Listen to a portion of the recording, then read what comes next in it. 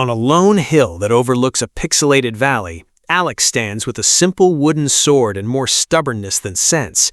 He's not a brooding anti-hero. He's the kind of person who will punch a tree until it drops wood and then apologize to the tree.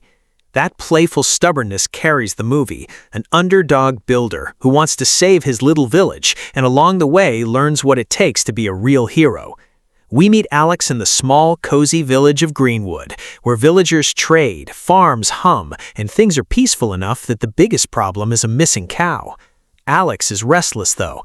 He dreams in blocks of bigger things, exploring the ocean, seeing a stronghold, making something properly legendary. His best friend is Maya, a brilliant red-headed inventor who can turn 2 sticks and redstone dust into something that beeps. There's also Samir, a mapmaker, who's equal parts nervous and brave, and Nora, the village elder who remembers a time when monsters were harder to deal with. Early on, the movie establishes its tone through small human moments, awkward flirting over furnace-made bread, a child teaching Alex how to fish, and a brief funny sequence where a chicken refuses to be led home. These little beats keep things charming and never let the stakes feel distant. The inciting incident comes one night when the sky flickers with unusual purple streaks and strange portals begin to appear in the woods. At first, the portals are curiosities, glowing windows into other landscapes where things snap and hiss. Then, mobs start slipping through. Creepers appear where they shouldn't. The village's crops begin to wither. Nora recognizes the pattern from an old legend, a breach between dimensions that will widen unless someone seals it. That's the time Alex decides he can't just hope someone else will fix it. He's got 2 choices: freak out and hide in a cellar, or gather what he needs and try to make this right. He chooses the latter, naturally.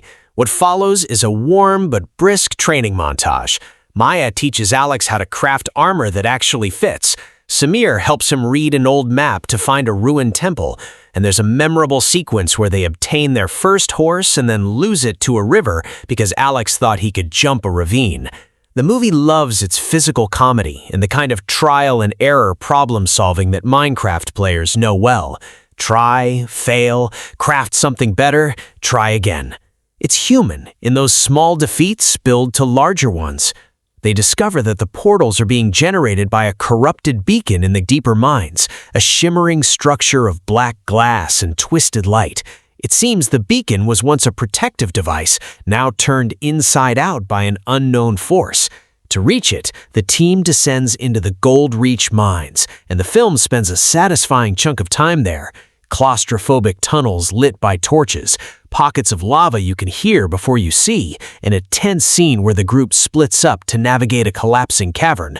Maya proves she's more than a gadget person when she rigs a pulley to save Alex as he slides toward a pit, and Samir steps up to distract a horde of silverfish. Nervous boy turns quietly brave. The mines give us character moments more than plot beats. Maya's comic relief turns into genuine courage. Alex's impulsive bravery becomes useful when choices must be made fast. After the mines, the movie pivots to the Nether. Yes, it leans into the game mechanics. You need blaze rods and netherite, of course, but the filmmakers make it cinematic. The Nether is hot, furious, and visually striking. Rivers of lava, fortresses like black crowns, and ghastly wails that echo. The team goes in with trepidation and ends up captured by a band of piglin outcasts who are suspicious of surface dwellers. Here, the movie surprises with nuance. The piglin leader, a rough-edged character named Grizzle, isn't evil. He's pragmatic and fiercely protective of his people. Alex and Maya bargain for blaze rods with humility and a little wit, and they come away with not only the materials they need, but a fragile truce. Not every creature from another realm is a monster. Sometimes it's just survival. Back on the surface, armed with stronger gear and knowledge, they learn the beacon's corruption is anchored by a dark crystalline heart buried in the End, a realm only reachable by constructing an end portal. Gathering ender pearls leads to a classic chase where Alex barges into an enderman field, and the film uses that scene to show the wrongness of unprovoked violence. There's a tender moment where Alex hesitates because he realizes these creatures are scared, not malicious, and the hesitation costs them some time. The movie doesn't pretend heroism is always the smartest choice, but it treats empathy as a strength. A subplot involves the village mayor, Harold, who at first appears to be supportive, but starts making secret deals with a shadowy corporation of traitors, promising safety for profit. Harold's arc is a slow burn. Once a caring dad, the pressure of leadership and fear of losing everything pushes him towards short-sighted choices. He thinks he's protecting Greenwood by allowing barricades and selling food at inflated prices. In a nice storytelling twist, Harold's betrayal isn't cartoonish villainy, it's fear dressed as pragmatism. When he finally collaborates with the Nexus Corporation, a faceless entity that feeds the Beacon's corruption, it becomes personal for the heroes. His greed directly endangers their friends. The pace speeds up as the team locates the stronghold and assembles the end portal, with each step tested by traps, puzzles, and a morally gray antagonist in the Nexus agent, a charismatic woman named Celeste. Celeste believes controlling the portals will allow humanity to harness other realms for energy and expansion. She's not purely evil, she's a believer in a future she thinks she can build. That ideological clash makes their encounters interesting. Alex's counterargument is simpler. Life is worth more than power.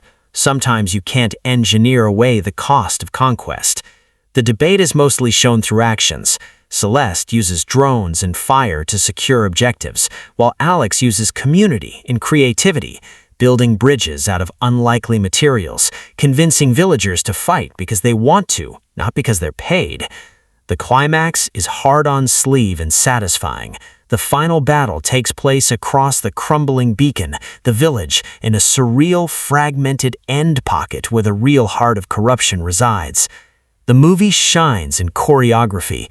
Blocks fall away in waves, villagers set up clever redstone traps, Maya rigs a shimmering contraption that destabilizes the Crystalline Heart's residents, and Samir coordinates crowds with improvised signals. Alex faces Celeste in a more intimate confrontation where words matter. They argue over what sacrifice is acceptable. Harold, seeing the destruction caused by his choices, redeems himself in a small but meaningful way by rescuing Nora and offering his resources to the fight. The emotional kicker is when Alex realizes the only way to sever the beacon's link is to destroy a pillar that's tethered to things he loves, his village, his friends, the memory of his mentors.